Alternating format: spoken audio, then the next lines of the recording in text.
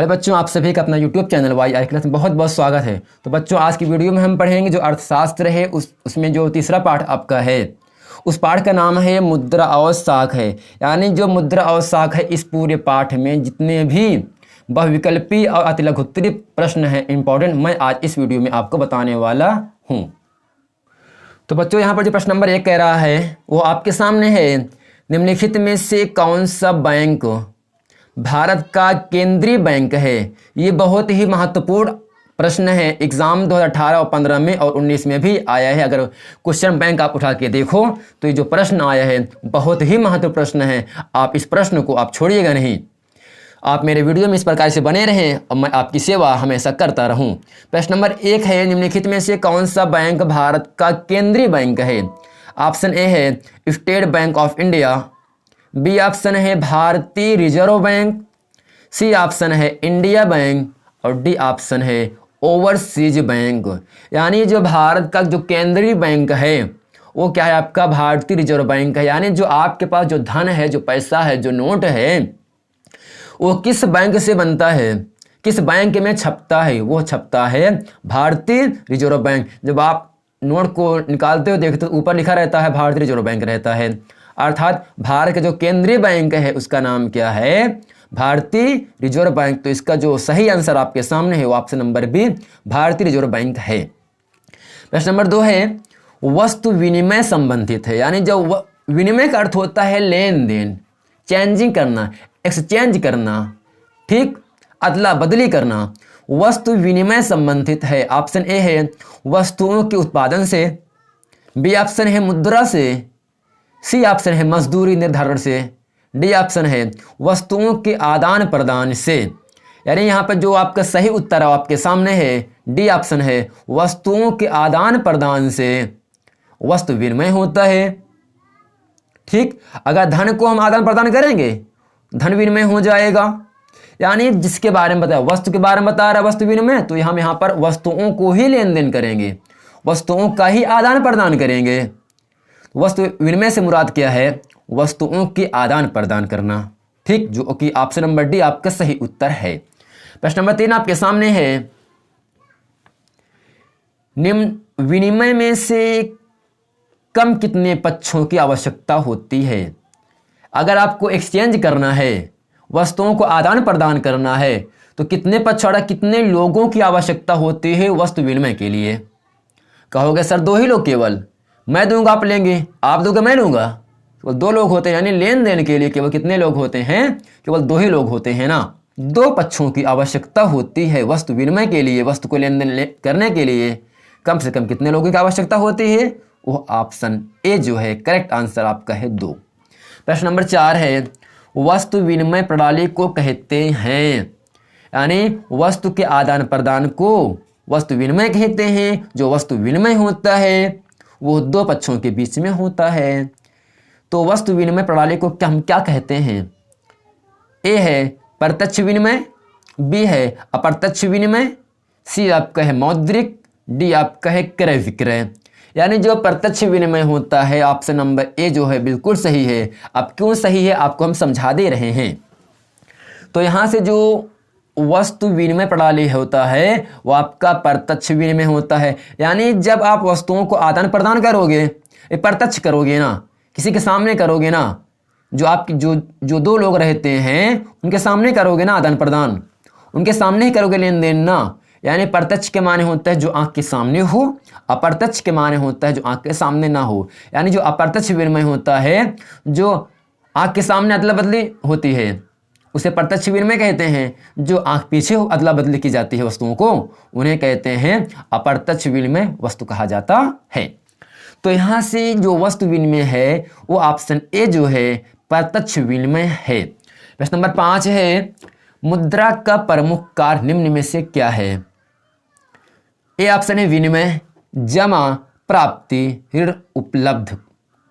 अगर आपके पास है मुद्रा है, धन है, तो उनसे क्या करते हो? आप विनिमय करते हो ना, एक्सचेंज करते हो, लेन देन करते हो। यानी मुद्रा का प्रमुख कार्य क्या होता है? विनिमय होता है। विनिमय का अर्थ क्या होता है? आदान प्रदान से है। प्रश्न नंबर यहाँ 6 आपके सामने है, जो कि बहुत ही महत्वपूर्ण प्रश्न आपके सामने है, जो कि एग्जाम 2020 में आया है। आप इस प्रश्न को अच्छे से समझना। प्रश्न नंबर 6 है, मुद्रा का निर्गमन किसके द्वारा किया जाता है? यानी मुद्रा का निर्गमन किसके द्वारा किया, यानी जो मुद्रा होता है वो कहाँ छपता है, किसके द्वारा आता है वहां से निकलकर। तो यहाँ ए ऑप्शन आपके पास है रिजर्व बैंक, बी ऑप्शन है भारत के राष्ट्रपति के द्वारा, बिल्कुल गलत है राजू। सी है वित्त मंत्री, बिल्कुल रॉन्ग आंसर। डी प्रधानमंत्री, बिल्कुल रॉन्ग आंसर। यानी जब मुद्रा का निर्गमन होता है वो कहाँ से निकलता है? रिजर्व बैंक ऑफ इंडिया अर्थात भारतीय रिजर्व बैंक से निकलता है। औपचारिक क्षेत्र के बैंक किसके द्वारा पर्यवेक्षित होते हैं? यानी जो औपचारिक क्षेत्र होते हैं बैंक किसके द्वारा पर्यवेक्षित होते हैं? ऑप्शन नंबर ए है भारतीय रिजर्व बैंक, बी ग्रामीण बैंक, सी स्टेट बैंक, डी आपका है सहकारी बैंक। यानी औपचारिक क्षेत्र बैंक जो होते हैं वो भारतीय रिजर्व बैंक पर्यवेक्षित होते हैं, जो कि ऑप्शन नंबर ए आपका है भारतीय रिजर्व बैंक। तो इसमें बच्चों हम जितने भी अतिलघुत्तरीय महत्वपूर्ण प्रश्न हैं मैं उन सब प्रश्नों को आपके सामने बताने वाला हूँ। पहला महत्वपूर्ण प्रश्न आपके सामने है, प्राचीन समय में, यानी प्राचीन यानी पुराने समय में, पुराने ज़माने में, यानी कई वर्षों पहले की बात हो रहा है यहाँ पर। प्राचीन समय में धातु के सिक्कों के रूप में क्या प्रचलित था?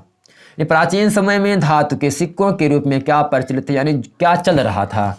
ऑप्शन इसका उत्तर आपके सामने है। प्राचीन समय में सोना, चांदी और तांबे के सिक्के प्रचलित थे। यानी पुराने ज़माने में सोने के सिक्के चल रहे थे, चांदी के और तांबे के सिक्के चल रहे थे। ठीक, अगला प्रश्न नंबर आपके सामने तीसरा, जो कि बहुत ही महत्वपूर्ण प्रश्न आपके सामने है, भारत में केंद्रीय सरकार की तरफ से करेंसी नोट कौन जारी करता है? केंद्र सरकार, अभी कौन सरकार है? केंद्र सरकार मोदी जी हैं। ठीक, भारत में केंद्रीय सरकार की तरफ से करेंसी नोट कौन जारी करता है, यानी जो करेंसी नोट होता है वो कौन जारी करता है? इसका उत्तर आपके सामने है। भारत में केंद्रीय सरकार की तरफ से करेंसी नोट भारतीय रिजर्व बैंक जारी करता है। यानी ग्रामीण क्षेत्रों में साख की मांग क्यों होती है? यानी जो ग्रामीण क्षेत्र होता है, अगर हम कहें ग्रामीण क्षेत्र में लोग कौन सा व्यापार करते हैं, आप क्या बताओगे? कृषि व्यापार करते हैं ना। यानी कृषि व्यापार को आगे बढ़ाने के लिए, बेहतर बनाने के लिए वो क्या करते हैं? टैक्स लेते हैं, लोन लेते हैं ना। उस लोन को हम क्या कहते हैं? साख कहते हैं। क्या कहते हैं? साख। यानी ग्रामीण क्षेत्र में साख की मांग क्यों होती है? यानी ग्रामीण क्षेत्र में लोन की क्यों मांग होती है? इसका उत्तर आपके सामने है। ग्रामीण क्षेत्र में कृषि कार्य हेतु, यानी कृषि को करने के लिए, कृषि व्यापार शुरू करने के लिए साख की मांग होती है, अर्थात लोन की आवश्यकता होती है। प्रश्न नंबर 10 आपके सामने बहुत ही खास प्रश्न है, जमाकर्ता और कर्जदार के बीच, जमाकर्ता जो जमा कर धन को, कर्जदार जो देता है कर्ज को, के बीच मध्यस्थता का काम कौन करता है? इसका उत्तर आपके सामने है। जमाकर्ता और कर्जदार के बीच मध्यस्थता का काम बैंक करता है। जब आप बैंक में जमा करोगे, आप जमा करोगे, जो जमा करेगा उसके पास, अब उसका काम क्या है, क्या उसके बीच में क्या आता है? बैंक ही तो आता है ना। आप बैंक में ही जमा करते हो धन को ना, और किसी के जरिए से जमा करते हो ना। क्या वहाँ पर जमा करने कोई व्यक्ति रहता तो मौजूद रहता है ना। पहले तो आप हो गए, दूसरे जो धन को आप लेगा, उन दोनों के बीच में काम कौन करता है? बैंक करता है।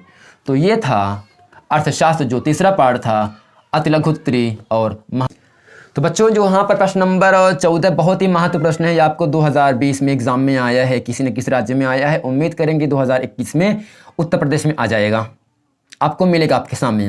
प्रश्न है, वस्तु विनिमय प्रणाली का क्या अर्थ है? यानी वस्तु विनिमय से क्या मतलब होता है? वस्तुओं का आदान प्रदान, वस्तुओं का प्रत्यक्ष आदान प्रदान होता है। यानी वस्तुओं के बदले वस्तुओं की लेन देन की प्रणाली को हम क्या कहते हैं? वस्तु विनिमय प्रणाली कहते हैं। यानी वस्तुओं के बदले हम वस्तुओं की लेन देन प्रणाली को हम वस्तु विनिमय प्रणाली कहते हैं। तो ये था वस्तु विनिमय की परिभाषा। तो उम्मीद करते हैं ये वीडियो आपको बहुत अच्छे समझ में आया होगा। अगर वीडियो समझ में आया है तो वीडियो को लाइक करें, कमेंट करें और हमारे चैनल YRS क्लास को सब्सक्राइब करना और अपने दोस्तों में शेयर करना ना भूलें। मिलते हैं अगले वीडियो में, तब तक के लिए थैंक यू।